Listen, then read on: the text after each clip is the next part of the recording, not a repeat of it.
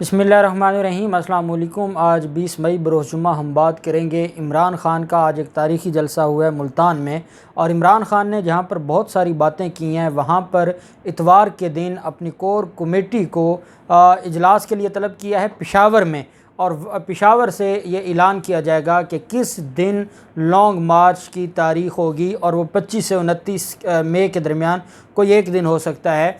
अब वो तारीख़ कौन सी होगी और पेशावर ही क्यों बुलाया है, और पेशावर के नाम से मरीम नवाज़ और उनके पूरे ग्रुप को कैसे तकलीफ़ पहुंची है, उसकी तफसील मैं आपके साथ शेयर करूंगा। साथ हम बात करेंगे कानून की धज्जियां उड़ाई गई हैं, और पाकिस्तान तहरीक इंसाफ रिज़ाइन कर चुकी है, लेकिन वो जो 20 लोटे हैं उनमें से एक लोटे को बना दिया है अपोजिशन लीडर, और ये मामला भी अदालत में जाएगा जिसके ख़िलाफ़ रेफरेंस डिस्क्वालिफिकेशन का, क्योंकि इलेक्शन कमीशन के फ़ैसले के ख़िलाफ़ पाकिस्तान तहरीक इंसाफ जा रही है कौमी असम्बली। जब वो कौमी असम्बली जा रहे हैं तो ऐसे में ये जो सारे का सारा मामला है ये कैसे ठीक होगा और कैसे रूल ऑफ़ लॉ होगा, ये एक बहुत बड़ा सवालिया निशान है, और ये एक शर्मनाक अमल है हमारे इस मौजूदा असम्बली का। पहले मैं आपको बताता चलूं कि आज शहबाज शरीफ कराची गए, और शहबाज शरीफ ने वहाँ जो तकरीर की है, एक तो शहबाज शरीफ की तरफ से ये कहा गया है कि मुक़्तदिर इदारे लाडले की तरह हमें तावन मिलता तो पाकिस्तान रॉकेट की तरह ऊपर जाता। अब वो रॉकेट की तरह पाकिस्तान जो ऊपर जाता है वो शहबाज शरीफ इसलिए तो नहीं ना इमरान ख़ान इनको बूट पालिशिया कहते या चेरी ब्लासम कहते, वो अभी भी राज़ी नहीं हैं और अभी भी कहते हैं कि हमें इतनी खिदमत का मौका दिया जाए। और वो कहते हैं कि जिस तरीके से इमरान ख़ान को रिस्पॉन्स दिया गया इदारों की तरफ से, अगर वो रिस्पॉन्स हमें मिल जाए, उनकी तरफ से हमें वो थपकी मिल जाए, तो मुल्क देखें कैसे रॉकेट की तरफ जाएगा। अब मुझे ये नहीं समझ आती कि इदारों का मुल्क की मईशत के साथ क्या ताल्लुक़ है, और जो अपने आप को बड़ा समझदार कहते थे मैनेजमेंट बहुत अच्छी है। अब आज शहबाज शरीफ के हवाले से इमरान ख़ान ने बड़ी अच्छी बात की है कि सुबह 7 बजे जागने, अगर कोई बड़ा तीर मारना है तो कहते हैं मेरा तो माल ही सुबह 9 बजे 6 बजे जाग जाता है, तो 7 बजे जागना कौन सा तीर है। जो कहते थे हमारी मैनेजमेंट बहुत अच्छी है, जो लोग कहते थे कि शहबाज शरीफ और ये लोग पुराने सियासतदान है, तजर्बा है। इमरान ख़ान ने यह भी कहा कि इनका तजर्बा सिर्फ करप्शन का है, इसके अलावा और कोई तजर्बा नहीं है, और वो तजर्बा आपके सामने आ गया कि इसका मतलब ये हुआ कि पहले जो ये 30 साल हुक्मरानी में रहे हैं वो मुक़्तदर तबकात की वजह से ये करते रहे हैं। हुकूमत इनकी अपनी कोई अक्ल, कोई इन लोगों के अंदर पॉलिसी नहीं है, कोई प्लानिंग नहीं है। आज कहते हैं कि अगर मुक़्तदिर इदारे लाडले की तरह हमें तावन मिलता तो पाकिस्तान रॉकेट की तरह ऊपर जाता, ये इनका असल चेहरा है। और फिर कहते हैं कि हम सऊदी अरब गए तो मुझे शर्म आ रही थी कि हम कशकौल उठा के सऊदी अरब गए हैं, हमने सऊदी अरब से नहीं मांगे। लेकिन ये अल्फाज हैं शहबाज शरीफ के, कहते हैं कि हमारे दोस्त और हमारे भाई मुल्क ने कहा कि हम आपका मसला समझते हैं और हम आपका मसला हल करने की कोशिश कर रहे हैं, और हम उस पर कोई प्लानिंग कर रहे हैं। मतलब ये हुआ कि इनके चेहरे देख के सऊदी अरब ये जान गया था कि ये भिखारी आए हैं, और भीख मांगना ये अपनी किस्मत समझते हैं और अपने ऊपर फ़र्ज़ समझते हैं। इस वजह से शहबाज शरीफ कहते हैं कि हम अपने दोस्त मुल्क के पास गए, हमने मांगा नहीं, हमें शर्म आ रही थी कि हम कशकोल उठाए हुए हैं, लेकिन हम कशकोल तो लेकर गए थे। उनको हमारी हालत का पता चल गया, उन्होंने हमारी शक्ल देख के ये मालूम कर लिया कि ये किस मकसद के लिए आए हैं। और फिर उसमें आप जानते हैं कि बड़े बड़े लोग गए ये मांगने के लिए, उसमें बिलावल जरदारी भी था, उसमें शहबाज शरीफ भी था, उसमें ताहिर अशरफ भी था, मरियम औरंगज़ेब भी थी, इसके अलावा बुगटी भी था, शाहज़ैन बुगटी, ये सारे लोग गए और इन्होंने जाके वहाँ पर मिन्नत समाजत की, और कहते हैं कि हमें शर्म आ रही थी लेकिन उन्होंने हमारे चेहरे देख के हमें नवाजने की यकीन दहानी करवाई। हालांकि हकीकत ये है कि उनको भी पता है कि ये वो बेशरम लोग हैं जिनके अपने अरबों डॉलर पड़े हैं लंदन में, वो नहीं लगाते इस मुल्क पर, उसमें से थोड़ा सा पैसा भी ये मुल्क में नहीं लेके आते। दुबई में जो इनका महल है या इनकी जो प्रॉपर्टीज़ हैं वो बेच के मुल्क पे नहीं लगाते, हमारी तरफ आ जाते हैं, हर बार हमारे पास आ जाते हैं, तो हम क्यों इनको कहें। और आप जानते हैं कि ये भी बातें आई थी कि पाकिस्तान ने यमन वार में भी ख़ुद शिरकत करने के लिए सऊदी अरब को यकीन दहानी करवाई कि आप हमें पैसे दे दें। जैसे इन्होंने पैसे लेकर उनकी तरफ से, अमेरिका की तरफ से ड्रोन हमले किए जाते थे, ड्रोन की इजाज़त दे दी पैसे लेकर, तो ये पैसे लेकर यमन में नहीं जाएंगे। अब जानते हैं कि पहले भी माजी में बदकिस्मती से हमारे जो फ़ौजी थे और हमारे जो मुहाफ़िज़ हैं वो ये किराए पर ये लोग देते रहे, और ये हकीकत है सारी। अब ये कहते हैं कि अगर हमें थोड़ा सा रिस्पांस मिले तो हम ये कर देंगे। दूसरी तरफ पाकिस्तान तहरीक इंसाफ के मुनहरफ रुकन उनको और उनके जुल्म ये है कि ये वो लोग हैं कि आर्टिकल 63A की जो तशरीह है वो आ गई है।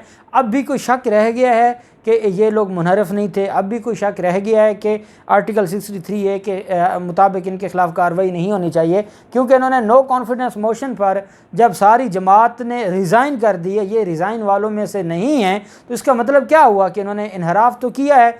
फिर सिंध हाउस में इनकी वीडियोज़ हैं, जो मैरियट होटल में इनकी वीडियोज़ हैं, और उसके बावजूद इलेक्शन कमीशन ने इनको क्लीन चिट दी।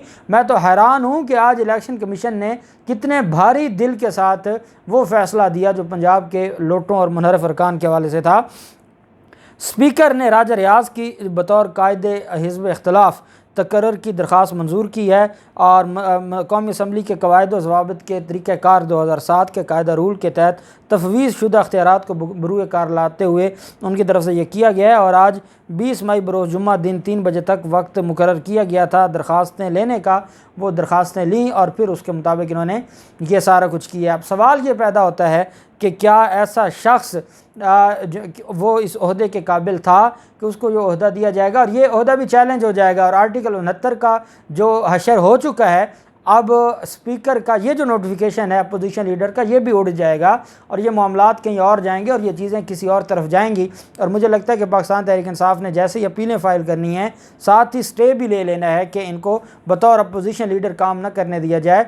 जब पार्टी हेड कह चुका है कि हमारे पाकिस्तान तहरीक इंसाफ के सारे लोगों ने रिज़ाइन कर दिया है, और अगर कोई लोटे बचे हुए हैं तो इनका पीटीआई से कोई तल्लुक़ नहीं है, वो कैसे पीटीआई के नाम यूज़ करके कायदे हिज़्ब इख्तिलाफ बन जाते हैं, ये भी एक लम्हा फ़िक्रिया है। अब देखते हैं कि इस पर आगे क्या कार्रवाई होती है। आज इमरान खान की तरफ से जो जलसा था, एक बात तो मैं उनसे ज़रूर कहूँगा कि हम तो इस बात के अगर बात होती है बुशरा बीबी के हवाले से, जो कुछ शहबाज शरीफ ने, हमज़ा शहबाज ने, मरीम नवाज़ ने, देखें मरीम नवाज़ पर जब तनकीद कोई करता है तो इस वजह से करता है कि मरीम नवाज़ सुबह शाम दिन रात इमरान खान का नाम लेकर ही वो तनकीद करती हैं। जब आप एक ख़ातून के बारे में बातें करते हैं, झूठे बहतान लगाते हैं, जादू टोने की बातें करते हैं, जो हाउस वाइफ है, जो घरेलू खतून है, जिसका कोई तल्लुक़ सियासत के साथ नहीं है, तब आपकी गैरत और शर्म कहाँ मर जाती है। जिनकी शर्म और गैरत आज मरीम नवाज़ के हवाले से जो इमरान खान का बयान था उस पर जागी है। इनकी पूरी सियासत इस वक्त फ़राह खान के ऊपर है, फ़राह खान के हवाले से, और जो उसके कई नाम रख दिए इन्होंने, तो फिर औरतें तो सबकी इज़्ज़तदार हैं। अगर मरीम नवाज़ के हवाले से कोई बात करे वो गलत है, तो फिर तो बाकी सब के हवाले से ऐसे ही होना चाहिए। और हमें ये मिलकर इस बात को देखना चाहिए कि ना इधर ख़वातीन का नाम हो ना उधर ख़वातीन का नाम हो, लेकिन अगर कोई खातून सुबह शाम जलसे करे और मीडिया और ट्विटर पर किसी को गालियाँ दे या किसी पर तनकीद करे, फिर तनकीद सुनना भी पड़ती है, और फिर वो एक पब्लिक प्रॉपर्टी बन जाती है, क्योंकि वो पब्लिक की लीडर है अपनी जमात की। इस वजह से फिर बातें भी होती हैं। बहरहाल आज इमरान खान की तरफ से जो ख़िताब किया गया है, और उस ख़िताब में इमरान खान ने यह कहा है कि जिस तरीके से ये सारी साजिश हुई है, इन्होंने जिस तरीके से पाकिस्तान पर जुल्म किया है, इमरान खान ने कहा कि मैं अपने रब के सिवा किसी से नहीं डरता, और जब ये पता है कि रिस्क और ज़िंदगी और मौत अल्लाह के हाथ में है, कि कितना ना अरसा हमने जीना है और कब मरना है, जब ये सारा कुछ अल्लाह के हाथ में है तो फिर खौफ की ज़रूरत नहीं है। इमरान खान ने कहा कि कहते हैं कि पेट्रोल की कीमत बढ़ाने के लिए कौमी सलामती कमेटी का इजलास बुलाओ ताकि सारे का सारा मलबा फ़ौज के ऊपर आए। इमरान खान ने कहा कि साजिश करने वालों ने समझा कि ये पीटीआई की कब्र खोदेंगे, ये पीटीआई को दफन करने आए थे, अपनी कब्रें खुदवा बैठे। ये पीटीआई को हमेशा के लिए बैन करने आए थे, ये अपनी कब्रें खुदवा बैठे। अब आगे इनके गड़ा है, पीछे खाई है, इनके पास कोई और चारा नहीं है बचने का। इमरान खान ने कहा कि जितनी देर ये हुक्मरान चलेंगे उतना ज़्यादा ये जलील होंगे और लोग सारे के सारे जो मामलात हैं उस पर इनके ख़िलाफ़ जाएंगे। इमरान खान की तरफ से ये भी कहा गया कि ना सिर्फ पुलिस बल्कि हमारे जो फ़ौजी भाई हैं, हमारे जो साबिक़ रिटायर फ़ौजी भाई हैं, उनकी फैमिलीज़ भी, क्योंकि फैमिलीज़ पे तो कोई पाबंदी नहीं है, वो तो अगर वो समझते हैं हर किसी का जमहूरी हक़ है कि अगर पाकिस्तान और मुल्क की बेहतरी के लिए ये ज़रूरी है कि इमरान खान के साथ खड़ा होना चाहिए, तो वो इमरान खान के साथ खड़ा होने के लिए तैयार हैं और वो सारे के सारे आएंगे इस्लामाबाद लॉन्ग मार्च में। अच्छा, एक चीज़ इमरान खान ने आज ऐलान करना था, वो ऐलान क्यों नहीं किया? उसकी वजह यह है जहाँ तक मैं समझता हूँ कि ज़राए के मुताबिक जिन्होंने गलतियाँ की थी वो अपनी गलतियाँ सुधारने की तरफ आ रहे हैं। और जैसे पंजाब में आज मामला हुआ है, पंजाब का मामला भी क्लियर हो गया है और वफाक का मामला भी क्लियर होने वाला है। और ये चाहते थे कि हम इमरान खान लॉन्ग मार्च का ऐलान करें और हम इमरान खान के लॉन्ग मार्च को ही अपने सामने रखेंगे और उसके मुताबिक तैयारियां करेंगे। इमरान खान इनको डराना चाहते हैं। दूसरी बात यह है कि इमरान खान का सिर्फ इतना कहना कि पेशावर में फ़ैसले होंगे इनके लिए एक मौत है। पेशावर में जो इस वक्त वहाँ पर पेशावर में सीनियर अफसर है जिसके बारे में जनरल फैज़ के ऊपर ये इल्ज़ाम लगाते हैं, झूठे इल्ज़ाम लगाते हैं जनरल फैज़, क्योंकि कोर कमांडर है पेशावर का, तो पेशावर का एक वैसे ही जुमला कहा। और मेरी जो इतला है उसके मुताबिक इमरान खान लॉन्ग मार्च भी पेशावर से शुरू करने वाले हैं, वो लाहौर से शुरू करने वाले नहीं हैं। लाहौर में इनकी अगर हुकूमत हुई ये हर तरह की रुकावटें खड़ी करेंगे। इमरान खान ये समझते हैं कि पेशावर के लोग, खैबर पख्तूनख्वा के लोग बड़ी तादाद में इमरान खान के साथ निकलेंगे, वो मजबूत लोग हैं और इमरान खान पेशावर से इस्लामाबाद आना चाहते हैं। और इमरान खान जो पेशावर का नाम लिया है उसकी वजह यह है कि इमरान खान ने कईयों को आग लगानी थी और उस वक्त से, जब से इमरान खान ने यह कहा है, जाती उम्रा से रोने धोने की आवाज़ें आ रही हैं। और इमरान खान एक बड़ा सरप्राइज़ देने जा रहे हैं। इमरान खान सिर्फ लॉन्ग मार्च नहीं करने जा रहे। मुझे ये लगता है कि इमरान खान का जो इतवार तक का इमरान खान ने इनको टाइम दिया है, लॉन्ग मार्च की तारीख अनाउंस होने से पहले ही ये अपना फ़ैसला सुना देंगे। आप अंदाज़ा लगाएं, चौथा दिन है, रोज़ कहा जाता है कि शहबाज शरीफ कौम से ख़िताब करेंगे, कौम से ख़िताब करेंगे। इनमें इतनी हिम्मत नहीं है कि कौम का सामना करें। यही वजह है कि अब ये इनका जो वापसी का सफ़र है वो शुरू हो गया है। इमरान खान ने इनको मज़ीद कल का दिन दे दिया है और देखते हैं कि इतवार के दिन क्या फ़ैसले होते हैं। जो भी तफसील होगी आपके साथ शेयर करते रहेंगे। अल्लाह पाक पाकिस्तान कामयाब नासिर हो। बहुत शुक्रिया। अल्लाह हाफ़िज़। पाकिस्तान ज़िंदाबाद।